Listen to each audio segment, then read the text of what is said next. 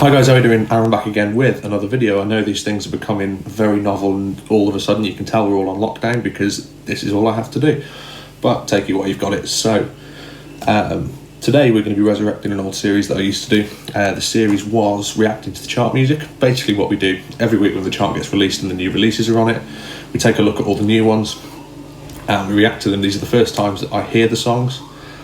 So they're the first times that you get the complete true reactions, unfiltered, whatever else. Today we've got 5 songs, some by artists that I recognise, some by ones that I've never heard of before. So I'll give you a brief introduction to each of the songs and then we'll go straight into the reactions. So we'll jump straight into it. So the first song we've got this week, apologies, I'm just reading it off my phone and computer, is I'm Ready by Sam Smith and Demi Lovato. Now this one's a bit of a 50-50 for me. Sam Smith, never been a fan at all. I can honestly say that I've never liked a single song that he's done. Just really not for me. I don't get that whole, whatever he does, I don't get it. But Demi Lovato, now some would argue that she does the same thing, yes, granted, but something about Demi Lovato I really, really like, whether it's, the aforementioned soft spot for ex-Disney people I've got, I don't know. But, I love Demi Lovato, love some of the stuff she does. Not all of the stuff, granted, but, a lot of her earlier stuff and some of her newer stuff, some of the stuff on Heart Attack was really good. So, with that said, I will go into this with an open mind. So, reading the introduction, I'm Ready is a song by English singer Sam Smith and American singer Demi Lovato, released on the 16th of April. I've obviously not heard it yet. Where are we looking? So, just looking through the credits, there's nobody on the credits I know. Johan Carlson plays the piano on it. I've heard of him, but he's the only other one that I've heard of. So, we'll go into it with an open mind. Okay, so straight away, it's not what I was expecting from Sam Smith and Demi Lovato. You were kind of expecting like a piano ballady, like a Sam Smith song, but maybe he's changed since the last time I heard him. Yeah, it's definitely more what I would expect from Demi Lovato than Sam Smith. The vocal, I think it's Sam Smith's vocal I just don't like. But then again, the chorus, I like the stripped back part of the chorus. Yeah, it's okay. I don't get the video. There's a little bit of a video on here. It's Sam Smith in like a gym leotard, twizzling his arms around. Don't get that at all. But each to their own, I suppose. I mean, as far as instrumentation goes, there's not a lot on it really. It's kind of, it's your typical 2020 pop music. Electronic. There's not real instruments, but there's no acoustic guitars, no proper drums on it. It's all electronic. Not that there's anything wrong with that necessarily. It's not necessarily always been my cup of tea, but again, each to their own. There's songs that just use electronic music that I really like. So, yeah, one of them. I mean, as you get into what I think is the pre-chorus of the second chorus, you can hear Demi's voice behind Sam Smith's voice, which I suppose they work reasonably well together. But the gripe I have with songs like this is that you can hear that her voice has been manipulated to a point where it doesn't sound like her necessarily anymore. Not that she needs the auto-tune. Demi Lovato's got one of the best pure voices in the business. But you can tell that it's been manipulated with and, played around with, which to me, you don't need to do with an artist like Demi. And to be fair, don't need to do it with Sam Smith. For what he's got a good voice. You can't take that away from the guy. That's perhaps where I would have artistic difference with this, so far anyway. It might sound like I'm being quite biased towards Demi Lovato in regards to Sam Smith, but I do think the chorus suits her a lot better than him. I'm assuming in the third chorus that they're going to sing it together. I imagine that will probably sound quite nice as long as, they kind of let Demi's voice speak for itself. If it doesn't, then revert to my previous point. I kind of keep expecting like a big moment almost to come back in with the song. But, oh right, I guess that's the end of the song.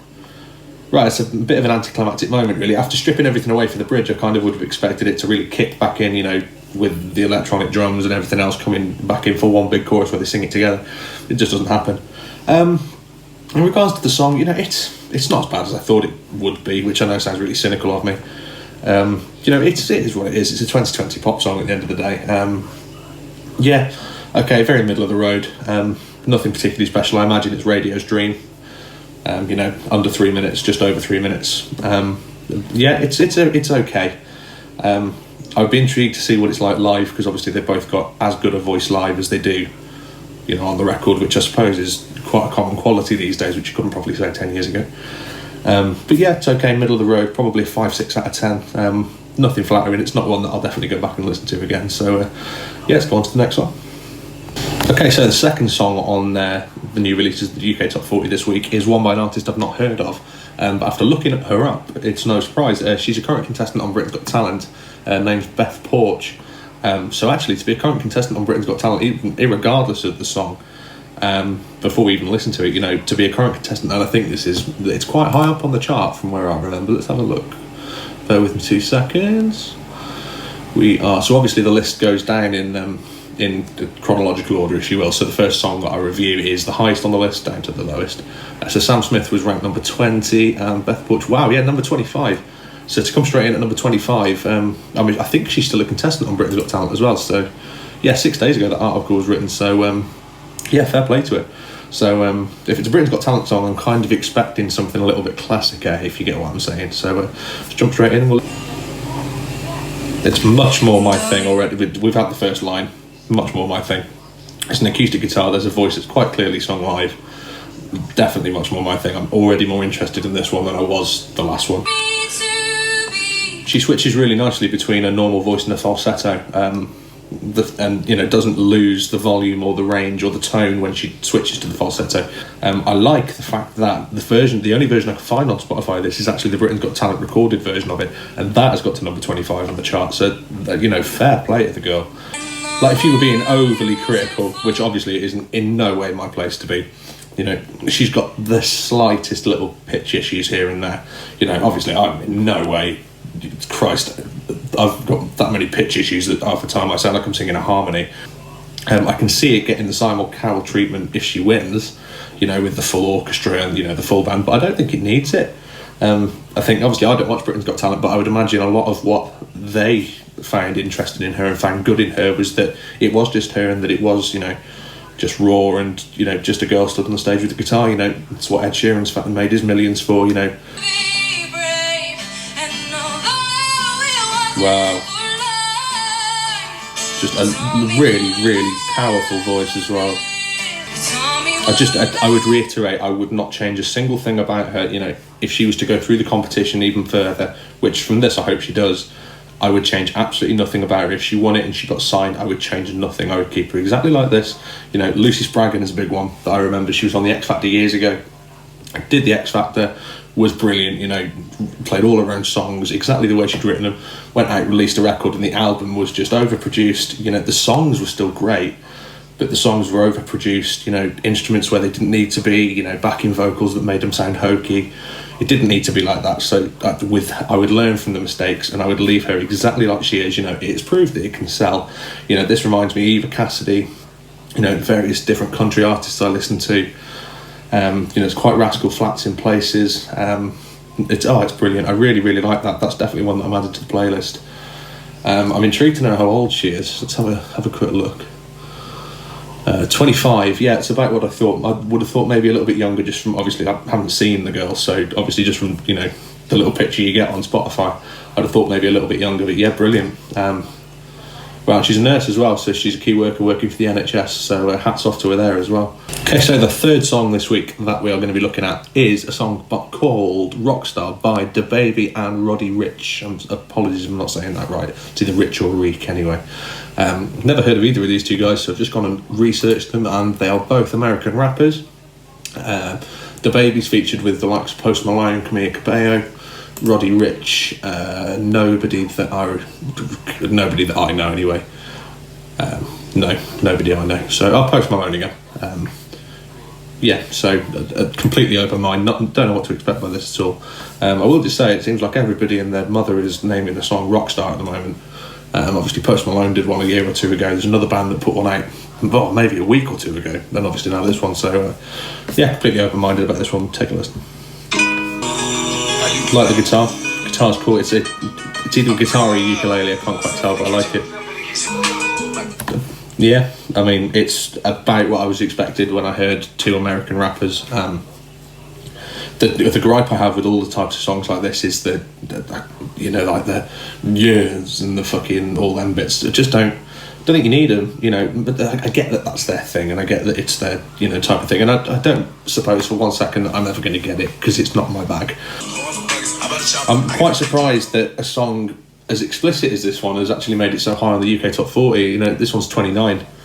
I would have thought, you know, to be played on the radio, you're going to lose more words than you're going to hear on this one, from what I would gather. I'm just kind of struggling to understand what he says at points, Roddy Ricch. It's very quick, and the rhythm's there, but yeah, maybe I'm not listening hard enough. I don't know. Again, instrumentation-wise, it's bare. You know, you've got the rap. You've got the backing vocals, like the years that I said about before. There's a bass synth, the drums, and then the ukulele / guitar. That's what you've got. That's all I can hear. A song like this, I suppose, doesn't really need anything more. It doesn't need anything more extravagant. See, again, to touch on what I said about the Demi Lovato one, it seems like he's got a really good voice. Obviously, with the amount of effects on it, you don't really know. But, you know, Post Malone was a big one for that. I remember the first ever reactions video I did, I got slated because I said that Rockstar by Post Malone, it was not Rockstar, congratulations Post Malone, it's one of the worst songs I ever heard. I would stand by the fact that I still don't like it, but, you know, I was listening to it for that, and, you know, not listening to it for his voice. And then you go and you watch Post Malone, and, you know, I've studied Post Malone almost, I'm fascinated by the bloke now. And you see, wow, he really has got a set of pipes on him. You know, I would assume from working with Post that this guy's got a similar sort of attribute. I mean, yeah, I think that's the end. So it's all right. I'm probably never going to listen to it again unless I'm out and it's on. I'll probably have forgotten about it within an hour, I dare say. But like I say, it's not my thing, so who am I to shit on it? Okay, so the penultimate song on the list today is a song by Nath Smalls and M Huncho. It's called Part of the Plan. Now, again, never heard of either of these two. This song is currently sat at number 38 in the UK top 40. And Nath Smalls is a hip-hop rapper from Luton, and M Huncho is also a rapper but from London. So again, completely open-minded. I'm hoping it's slightly different to the last one, so I can formulate a bit more of a better opinion on it, but we'll have a listen. I mean, listening to this song and the last song, I don't want to bang on about Post Malone instead of the songs that we're listening to, but obviously I don't listen to stuff like this, so I don't get to see, you know, what's in the scene at the moment.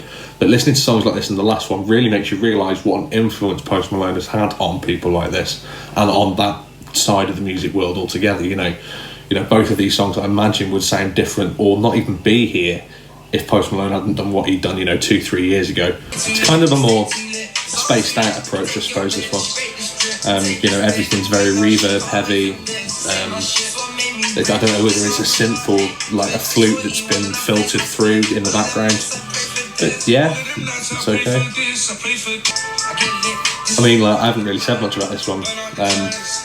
We're like 2.5 minutes in, it doesn't seem to have gone anywhere. It just seems to be, you know, more of the same with different lyrics. Not for me. Again, I prefer the last one, if anything. Really not for me. Yeah, not for me. Not for me at all. Again, won't formulate a proper opinion, won't say it's shit for the sake of it, won't say it's great. It's not my bag, but I prefer the last one. Okay, so the last song this week I think is going to be more in my ballpark. I should be able to give you a proper opinion on this one. This song is Where We're Going by Gerry Cinnamon, which I was surprised to see is in the charts. I thought Gerry Cinnamon had kind of released his album a while ago. Whether this isn't struck off the album that's been released, we're just going to have a look now. Gerry Cinnamon, professionally known, is a Scottish singer-songwriter. I didn't know he was Scottish. Sings in his local accent, brutally honest lyrics, so already it is definitely much more for me. 2005 to present, and this song is currently 39 in the charts. It's entered at 39, so we shall see. I would imagine, you know, with everybody talking about Gerry Cinnamon, everybody certainly that I see gig is covering Gerry Cinnamon left, right and centre at the moment. I would imagine it'll probably climb over the next few weeks, but we'll take a listen and see what we think. I was kind of expecting it to be more focused from what I've heard. I'd heard Delta before. I was kind of expecting it to be more, you know, not Mumford and Sons, but Mumford and Sons. It reminds me a little bit of that Two Door Cinema Club track. I can't remember what it's called now. Is it daft to say that first line really reminds me of the Smiths? Not a Smiths fan by any stretch, but I don't know, there was something quite Morrissey about that, I thought.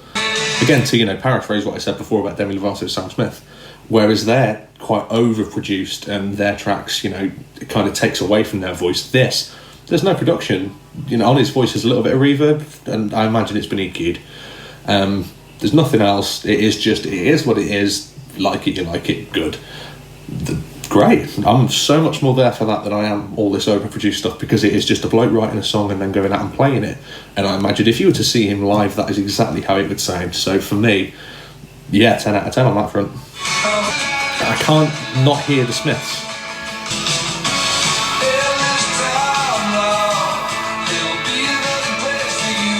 I think maybe there's room. Yes, I don't want to sound like I'm contradicting myself, but if I say about there being no production at all on his voice, there is room maybe for a little bit more. Yeah, thoroughly enjoyed that one. Definitely my favourite from this week. It's indie, it's folk, it's pop, which I think makes it so accessible. I think makes it so universally, whatever the word is, you know what I mean. It crosses over. So I hope you've enjoyed the video. It's been really good fun to make, actually. Get back in touch with what's going on in the world at the moment. Obviously, it's great sitting in here in my country bubble, but to actually listen to some new stuff and listen to some stuff I wouldn't normally, it's good. It's good fun. Hopefully, I haven't offended anybody with any opinions. Sorry. Come back next week. If you enjoyed the video, then give me a like. Make sure you share it around, subscribe, do all that good stuff. Really appreciate all the support I've been getting throughout this whole lockdown. It's been really good fun making all this content for you guys, so hopefully we'll keep it all going when we do come out of lockdown. Fingers crossed, touch wood, that's going to be soon. So thank you very much for watching. I'll see you all in the next video.